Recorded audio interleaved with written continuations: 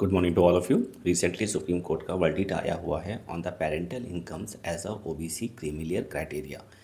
आइए जान लेते हैं कि पूरा ये मामला क्या है और सुप्रीम कोर्ट ने क्या कहा है। पहले कुछ इंपॉर्टेंट फैक्ट जान लेते हैं।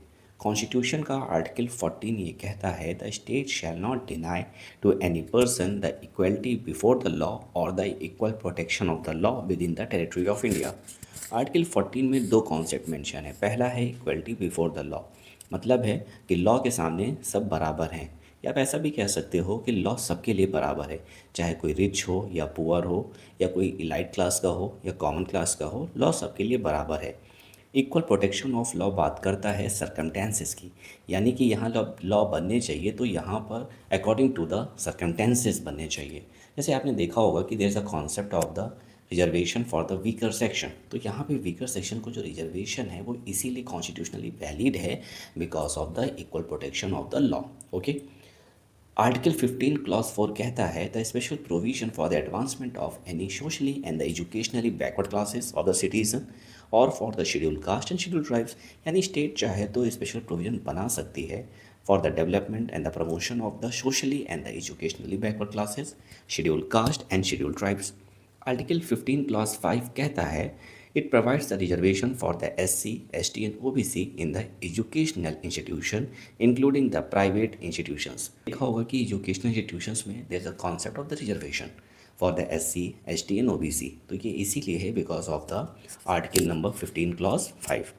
आर्टिकल 16 क्लॉज 4 बात करता है the reservation of appointment and the post in favour of any backward classes, यानी स्टेट चाहे तो कोई पर्टिकुलर पोजीशन को रिजर्व कर सकता है। कोई वैकेंसी सपोज निकला है गवर्नमेंट जॉब में, तो कुछ पोस्ट हैं वो रिजर्व कर सकता है for the any backward class of the citizen. That's why you see the concept of the reservation in the government jobs for the ST, SC and OBC। Hope यह articles आपको clear हो गया होगा। बात करते हैं क्रीमी लेयर की। Creamy layer जो कॉन्सेप्ट जो प्रेजेंट कंटेक्स्ट में यूज़ होता है ये होता है OBC में, और ये कॉन्सेप्ट आया था Indira Sawhney versus union of India case में। ओके। बात इससे थोड़ा पहले की है कि जब मंडल कमीशन की रिपोर्ट आई थी तो उसको जो रिकमेंडेशंस उस रिपोर्ट में दिए गए थे उसको इम्प्लीमेंट जब किए गए बाद में, तो यहाँ पे कुछ problems I, law and order भी बिगड़ा, रॉयट्स भी हुए। तो यहाँ पर क्या हुआ कि मामला चैलेंज हुआ सुप्रीम कोर्ट में in the case that is Indira Sawhney versus union of India case. तो यहाँ पे सुप्रीम कोर्ट ने कहा कि जो रिजर्वेशन की ये जो बात हो रही है OBC में, यहाँ पर इसीलिए दिया जा रहा है ताकि कुछ पर्टिकुलर सेक्शन को अपलिफ्ट किया जाए या उनको प्रमोट किया जाए। लेकिन OBC में कुछ ऐसी भी फैमिलीज़ हैं जो मतलब कि जिनकी फैमिलीज़ में कोई IAS है या कोई PCS ऑफिसर है, कोई बड़ा डॉक्टर है या कोई इंजीनियर है, तो उस पर्टिकुलर फैमिली में रिजर्वेशन की कोई ज़रूरत नहीं है because they are already developed. तो सुप्रीम कोर्ट ने यहाँ पे कहा कि OBC का रिजर्वेशन ठीक है इम्प्लीमेंट होगा, लेकिन यहाँ पे कॉन्सेप्ट इम्प्लीमेंट करना चाहिए गवर्नमेंट को क्रीमी लेयर, ताकि जो रिजर्वेशन का जो बेनिफिट मिल सके वो मिल सके नॉन क्रीमी लेयर। तभी आपने देखा होगा कि जब भी कभी OBC की बात होती है तो यहाँ पे भी इसमें सब कैटेगरीज आ जाती है, यानी क्रीमी लेयर है, नॉन क्रीमी लेयर, और बेनिफिट जो मिलता है रिजर्वेशन का वो मिलता है for the non creamy layer.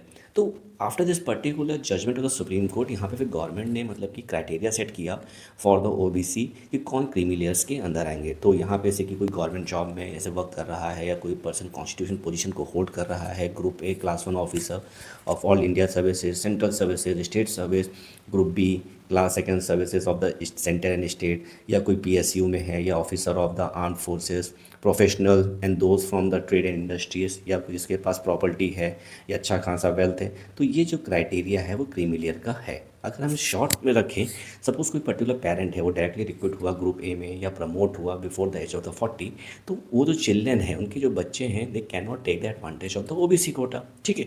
Similarly for the both the parents are the group B direct recruit, their children will be covered under the creamy layer, यानी फिर इनको बेनिफिट नहीं मिलेगा। अच्छा, यहाँ पे गवर्नमेंट ने यहाँ पर एक क्राइटेरिया भी सेट करा इनकम का। तो उस समय जो 1993 में बात थी that is 1 lakh per annum, ये रिवाइज होता रहा और 2017 में ये इनकम की लिमिट इन्हेंस कर दी अप टू 8 लाख रुपीज़। तो अब यहाँ बात यही आती है, there are the criterias are there, जहाँ गवर्नमेंट ने क्लासिफिकेशन कर रखा है, जैसे ग्रुप A है, ग्रुप B है, लेकिन यहाँ मोस्टली जो फोकस किया जाता है वो इनकम क्राइटेरिया पे किया जाता है कि 8 लाख के ऊपर अगर सपोज इनकम है तो उसको फिर क्या है कि OBC का बेनिफिट नहीं मिलेगा, यानी कि उसको फिर कंसीडर किया जाएगा क्रीमी लेयर में। जैसे कि मैंने भी आपको बताया कि OBC का जो बेनिफिट जो मिलता है रिजर्वेशन में वो मिलता है नॉन क्रीमी लेयर को। तो ये पूरा मुद्दा था।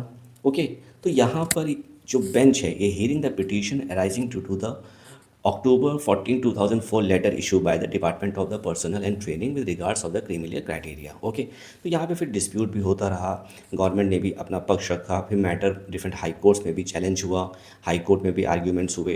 तो यहाँ पर बात यही निकल के है कि क्या इनकम क्या सिर्फ एक एलोन क्राइटेरिया रहेगा कि नहीं रहेगा, तो यही सारा पूरा मामला है। तो फाइनली सुप्रीम कोर्ट ने अपना वर्डिक्ट दिया है। ओके, तो यहाँ पे जो बेंच है उसने कहा है कि parental income alone can not be determine a creamy layer status of the OBC candidates. बहुत बड़ी बात है, यानी कि सिर्फ पेरेंट की इनकम ही आप एक फैक्टर के बेसिस पे आप कैटेगराइज नहीं कर सकते कि ये जो बच्चा है वो ओबीसी में क्रीमिलियर में आता है। Okay, there should be the other criteria should also be there. Okay, तो यहाँ पर सुप्रीम कोर्ट ने फोकस किया स्टेटस बेस पे।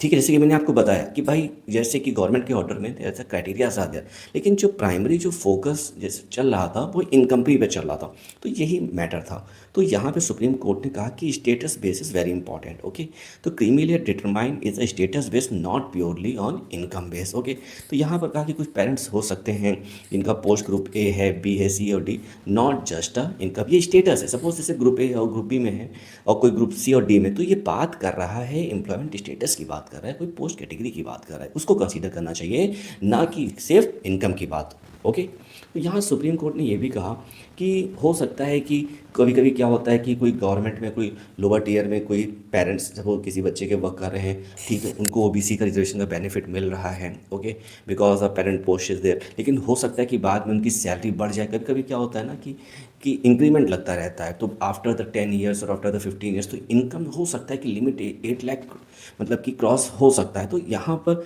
आपने जो कैटेगरी कर दिया, तो आप उस बेसिस पे तो उन बच्चों को तो मिल रहा है, लेकिन जो बच्चे सपोज़ किसी के पेरेंट्स पीएसयू में हैं या प्राइवेट सेक्टर में हैं और उनकी इनकम 8 लाख के ऊपर है, और आप अब इनको कह रहे हो कि ठीक है इनका जो इनकम 8 लाख के ऊपर है इनको रिजर्वेशन का बेनिफिट नहीं मिलेगा, तो एक तरीके से देखा जाए ये तो एक अनइक्वलिटी ट्रीटमेंट है और ये वॉयलेट करता है article 14, 15 and 16 of the constitution. तो इसीलिए हमने आपको स्टार्टिंग में आर्टिकल 14, 15 और 16 बताया था।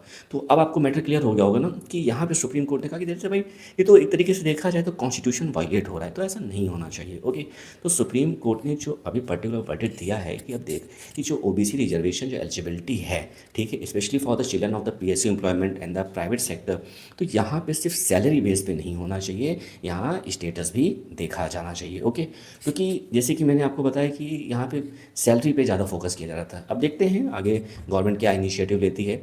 होप ये पूरा जजमेंट आपको क्लियर हो गया होगा। अगर फिर भी अगर आपको कोई डाउट है तो आप हमें कमेंट बॉक्स में मैसेज कर सकते हो। I will clear your doubt. Thank you to all of you. Have a nice day.